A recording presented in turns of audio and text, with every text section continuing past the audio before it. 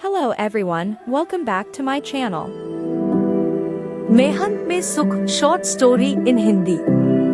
हमें अपनी खुद की हुई मेहनत से कमाए गए धन से ही सच्चा आनंद मिलता है, न कि दान में मिले धन से।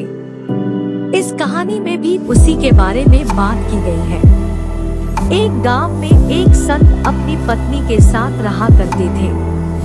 संत के पास हर समस्या का हल था। संत काफी गरीब थे और उनके पास खेती करने के लिए थोड़ी सी ही जमीन थी। वह खेती करके किसी तरह अपना जीवन यापन कर रहे थे।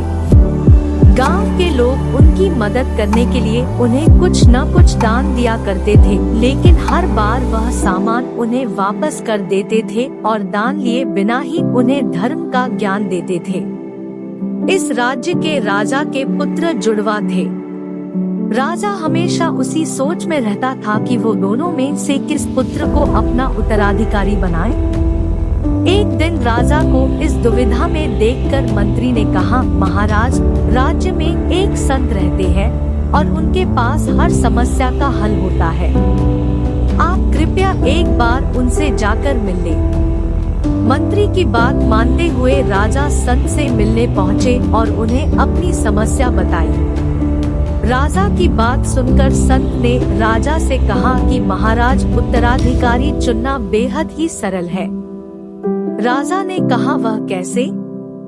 संत ने कहा कि आप अपने उस पुत्र के ऊपर इस राज्य की जिम्मेदारी सौंपे जो मेहनती हो और राज्य की भलाई को सबसे पहले चुने। संत की बात सुनकर राजा की दुविधा दूर हो गई।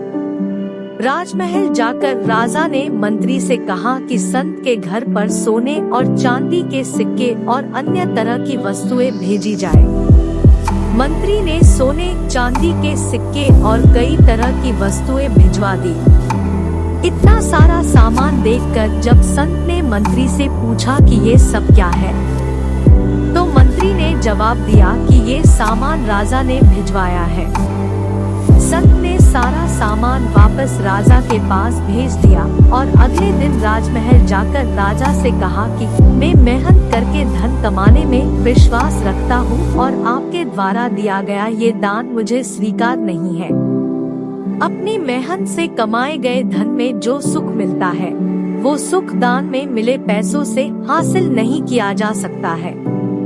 राजा को संत की ये बात काफी अच्छी लगी और राजा ने संत को अपने राज्य का पुरोहित नियुक्त कर लिया।